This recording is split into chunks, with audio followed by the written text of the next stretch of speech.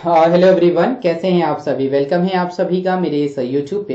तो दोस्तों, जैसा आप सभी ने बोला था कि जो है आप लोगों के लिए जो है मैं कहते हैं कि जो है ऑब्जेक्टिव टाइप का जो भी क्वेश्चन है मैं आप सभी के लिए लेके आऊं। तो मैं आप लोगों को बताना चाहूंगा कि इस पूरे वीडियो में जो है मैं आने आप लोगों के लिए कुछ ऑब्जेक्टिव जो है कलेक्शन किया है, जो कि आप लोगों का जो एग्जाम होने वाला है आईटीआई का, आईटीआई के थ्रू जो जो भी बच्चे 12th का एग्जाम देने वाले हैं, एग्जाम आपको पता है कि 7 जुलाई को होने वाला है। तो उसके लिए कुछ मैंने ऑब्जेक्टिव जो है पार्ट 1 इसका करके बनाया है। आज अगर आप लोग इसको ज्यादा प्यार देंगे, सपोर्ट करेंगे, तो मैं आप लोगों के लिए इसका पार्ट नंबर 2 भी बहुत जल्द लेके आ जाऊंगा। क्योंकि देखो, इसमें मैंने चैप्टर वाइज जो है इंक्लूड किया है, और चैप्टर वाइज जो है मैं आप लोगों को इसमें जो है क्वेश्चन विथ आंसर, है ना। ऐसा नहीं है कि आपको जो है बस क्वेश्चन क्वेश्चन दिखाऊंगा, मैं क्वेश्चन के साथ साथ आप लोगों को यहाँ पे आंसर भी दिखाऊंगा, ताकि आप जो है दोबारा अगर वीडियो को देखिएगा तो आप लोगों को कोई भी परेशानी नहीं आएगी, और आप डायरेक्ट जो है अपना जो है जो भी प्रिपरेशन कर रहे हैं ना, आप एकदम बढ़िया तरीके से करके जाइएगा। और मैं आप लोगों को एग्जाम से पहले बता दूंगा कि आप लोगों को एग्जाम से पहले या एक आध दो दिन पहले ही आप लोगों को बता दूंगा कि किन किन चीजों को जो है थोड़ा सा याद करके जाना है। आपको व्याकरण पे जो है कितना फोकस करना है, और व्याकरण जैसे हो गया, और व्याकरण में भी जो है निबंध आता है इसमें लिखने को, तो निबंध पे आप थोड़ा सा फोकस कर लीजिएगा, क्योंकि निबंध भी जो है आपका 10 नंबर का आ जाएगा। आपके व्याकरण में जो है आपका संज्ञा सर्वनाम जो भी है वहां से कुछ जो है क्वेश्चन आ जाते हैं, तो उन सब की बातें बाद में करेंगे। फिलहाल जो है मैंने कुछ ऑब्जेक्टिव लिख रखा है, आप यहाँ पे देख रहे हैं, लिखा है अति लघु उत्तरीय प्रश्न, यानी ये एक एक नंबर दो दो नंबर में फंस सकते हैं क्वेश्चन, तो उस टाइप का ये क्वेश्चन है। क्वेश्चन नंबर फर्स्ट कह रहा है कि बाल कृष्ण भट्ट किस युग के रचनाकार थे। तो यहाँ पे डायरेक्ट आपके पास उत्तर भी लिख रखा है कि भारतेंदु युग के जो है वो रचनाकार थे। क्वेश्चन नंबर सेकंड है बालकृष्ण भट्ट का जन्म कब और कहां हुआ था। तो आपको याद रखना है कि 23 जून 1844 में इलाहाबाद में हुआ था, जो कि अभी जो है इसका नाम जो है प्रयागराज बन चुका है ना, प्रयागराज। आप लोग मत ये बोलना कि अरे इलाहाबाद कहाँ है, तो इलाहाबाद का जो है नाम चेंज करके अब जो हो चुका है वो प्रयागराज हो चुका है।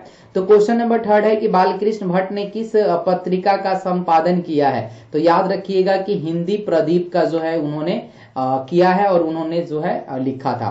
क्वेश्चन नंबर जो है फोर्थ है वो कह रहा है कि बालकृष्ण भट्ट के प्रहंस के नाम बताएं। तो जैसा काम वैसा परिणाम, नई रोशनी का विष, आचार विगंडन, इसमें से अगर आप ये लोग एक भी याद रखिएगा ना तो भी आपका काम बन जाएगा। डायरेक्ट आपसे क्वेश्चन पूछ देगा कि बता दीजिए कि नई रोशनी का जो विष है किसने लिखा था।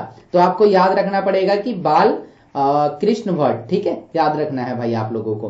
क्वेश्चन नंबर जो है नेक्स्ट है आपके पास लिखा है कि बाल कृष्ण भट्ट के कुछ उपन्यास के नाम बताओ। ये भी इंपॉर्टेंट क्वेश्चन है, डायरेक्ट यहां से भी क्वेश्चन पूछ देगा कि कुछ उपन्यास जो है आप लोग बता दीजिए बाल भट्ट के।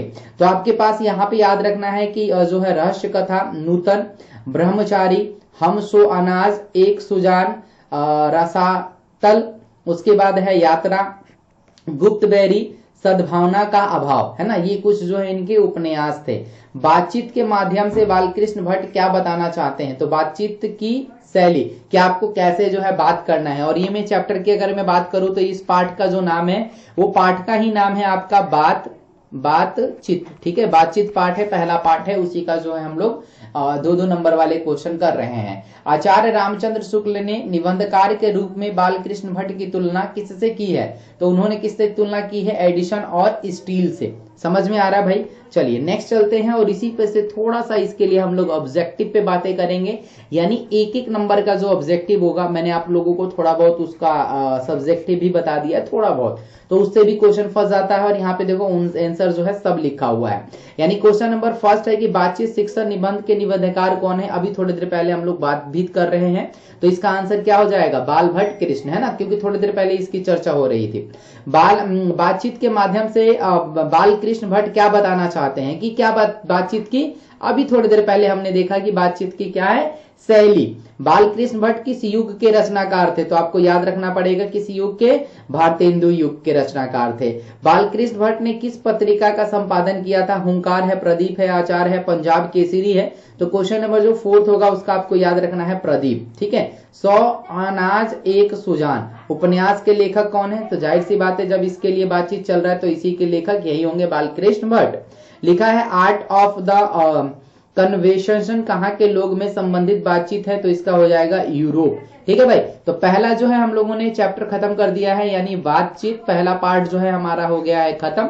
तो बातचीत से जो भी ऑब्जेक्टिव बन रहा था, सब्जेक्टिव बन रहा था, मैंने आप लोगों को करा दिया है। अब चलते हैं हम लोग नेक्स्ट टॉपिक के ऊपर, यानी अब नेक्स्ट पार्ट के ऊपर चलेंगे।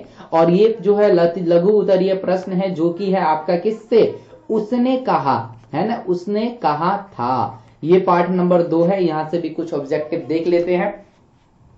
यहाँ पे जो है लिखा है कि उसने कहा था कहानी कब लिखी गई, तो आपको याद रखना है 1915 में इस कहानी को लिखा गया था। उसने कहा था कैसी कहानी है, तो युद्ध की पृष्ठभूमि पर मानवीय संबंधों को प्रस्तुत करने वाली युद्ध विरोधी कहानी है। ठीक है। लहना सिंह के भतीजे का क्या नाम था, तो आपको याद रखना है कीर्तन सिंह।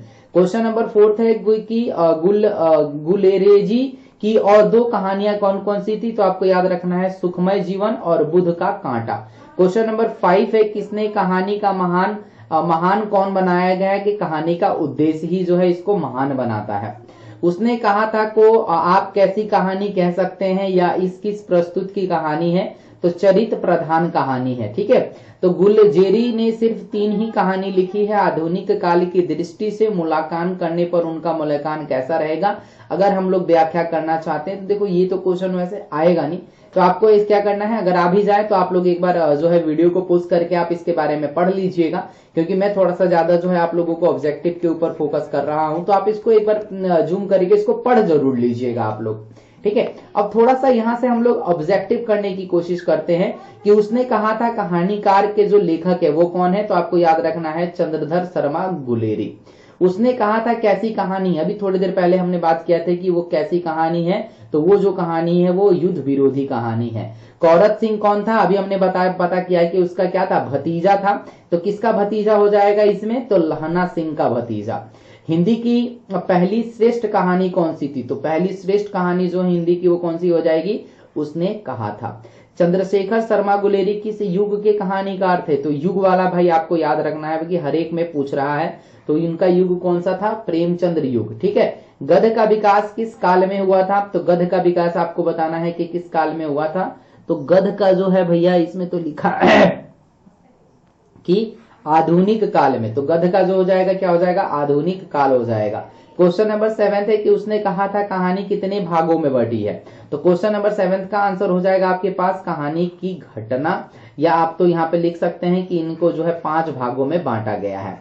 क्वेश्चन नंबर 8 जो है इसका आंसर हो जाएगा कहानी का उद्देश्य। और क्वेश्चन नंबर 9 है चंद्रशेखर शर्मा गुलेरी की कहानी कौन सी थी, तो आपको बता देना है कि उनकी जो कहानी थी उसने कहा था, है ना। तो यहाँ से कुछ ऑब्जेक्टिव आपको इस चैप्टर से भी हो गए। तो हमने 2 चैप्टर जो है कंप्लीट कर लिया है, और जो है मैं आप लोगों को और भी चैप्टर जो है करा देता हूं, ताकि आपकी प्रिपरेशन देखो अच्छी से हो जाए, है ना। अब नेक्स्ट चैप्टर जो है वो है संपूर्ण क्रांति। तो आपको यहाँ लिखा है कि संपूर्ण क्रांति जो है वो क्या है, तो आपको याद रखना है कि एक भाषण है। जयप्रकाश नारायण का जन्म कहाँ हुआ था, तो आपको याद रखना है कि जयप्रकाश का नरम जो होता है सिताव दियाड़ा में हुआ था। क्वेश्चन नंबर 3 है कि 1974 में छात्र आंदोलन के नेतृत्व किसने किया था, तो छात्र आंदोलन का नेतृत्व जो है किसने किया था, जयप्रकाश नारायण जी ने। ठीक है। भ्रष्टाचार की जड़ क्या है, तो क्वेश्चन नंबर 4 का आंसर लगाना है कि भ्रष्टाचार की जो जड़ है वो है सरकार की गलत नीतियां। उसके बाद आपको देखना है कि दलविहीन लोकतंत्र किस विचार के प्रमुख राजनीतिक सिद्धांत थे, तो इसका हो जाएगा सर्वोदय। ठीक है। आगे बढ़ते हैं। रामधारी सिंह अब आ गया है भैया। तो रामधारी सिंह दिनकर की रचना क्या है, तो रामधारी सिंह दिनकर की रचना जो है वो है अर्धनरेश्वरी। ठीक है। अर्धनेश्वरी शीर्षक के निबंध में कौन है, तो आपको इसको बताना है कि इसके जो शीर्षक के निबंध हो जाएंगे रामधारी सिंह दिनकर हो जाएंगे।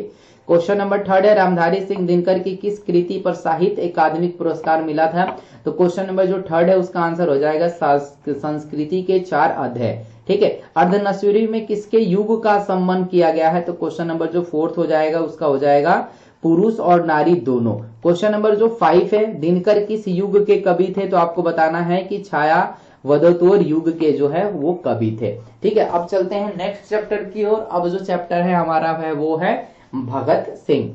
तो भगत सिंह का जन्म और मृत्यु कब हुआ था, तो आपको बताना है कि भगत सिंह का जो जन्म हुआ था वो 28 सितंबर 1907 को हुआ था। उनकी जो मृत्यु हो गई थी वो 23 मार्च 1931 को उनकी मृत्यु हो गई थी। 7:30 पर उनको जो है उनकी मृत्यु हो गई थी। ठीक है, भगत सिंह का जन्म स्थान कहाँ है, तो बंकाचक 104 गुगेरा ब्रांच, वर्तमान लालयपुर पाकिस्तान। अभी जो है वो पाकिस्तान है, क्योंकि आपको पता है कि भारत और पाकिस्तान का जो है बंटवारा हुआ था, तो उस समय जो है वो अलग हो गया था। भगत सिंह किसकी कुर्बानी का गहरा असर हुआ था, तो करतार सिंह सराबा का कुर्बानी का उनके ऊपर बहुत गहरा असर हुआ था। भगत सिंह सरकार के किस राय पर खफा थे, विद्यार्थियों को राजनीतिक के दूर रखने की राय पे। ठीक है, गणेश शंकर विद्यार्थी ने किस पंत्र में भगत सिंह के सेवाएं दी हैं, तो आपको याद रखना है प्रताप। भगत सिंह की पहली गिरफ्तारी कब हुई थी, तो 1927 ईस्वी में उनकी पहली गिरफ्तारी हो गई थी। भगत सिंह कैसे देश सेवक की जरूरत को महसूस करते हैं, तो जो तन मन धन से देश पर अर्पित कर दे और पागलों की तरह सारी उम्र सेवा कर दे। भगत सिंह के आत्महत्या के बारे में क्या विचार है, तो आत्महत्या एक कायराता है, केवल कुछ दुखों से है बचने के लिए अपने जीवन को समाप्त कर देना एक कायराता है। तो आत्महत्या जो है नहीं करना चाहिए, क्योंकि ये कायरों का काम होता है आत्महत्या करना। ठीक है, उन्होंने भगत सिंह ने ये कहा था। अब चलते हैं नेक्स्ट पार्ट की ओर। उसके बाद जो है मैं इसका पार्ट नंबर 2 भी बना दूंगा, अगर आप लोग बोलोगे तो, क्योंकि आपको कमेंट का जो है मुझे वेट रहेगा। आप कमेंट जरूर करके मुझे बताइएगा कि इसका पार्ट 2 आप लोगों को चाहिए या नहीं चाहिए। तो लेख में एक पत्र लेखक है, ये इसके लेखक हैं, यहाँ पे देखो ऑलरेडी टिक मरा हुआ है भगत सिंह।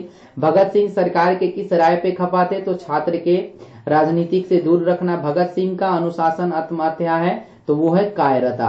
भगत सिंह ने कैसी मृत्यु को सुंदर कहा है, असमरीय मृत्यु को, देश की सेवा में बदलने की फांसी को, यानी जो ऑप्शन नंबर ए हो जाएगा सही हो जाएगा।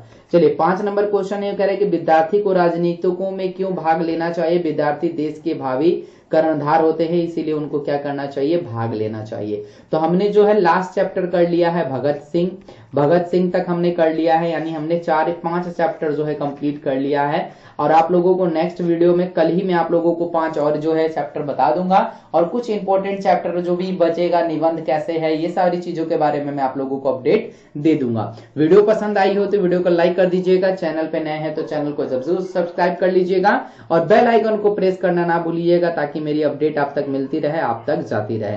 तो चलिए दोस्तों, फिर मिलते हैं हम लोग नई वीडियो में, नई क्लास में। तब तक के लिए थैंक यू दोस्तों, बाय बाय, टेक केयर।